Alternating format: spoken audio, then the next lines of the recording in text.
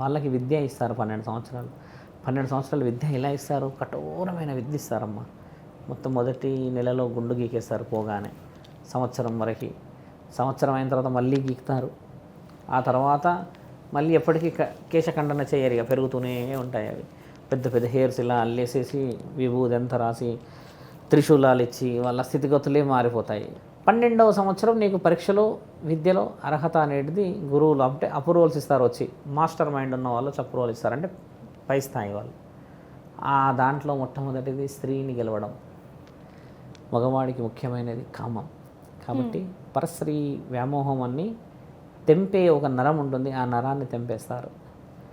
కట్టెతో కొడతారు అక్కడ బాగా, ఒక పరీక్షలో భాగం.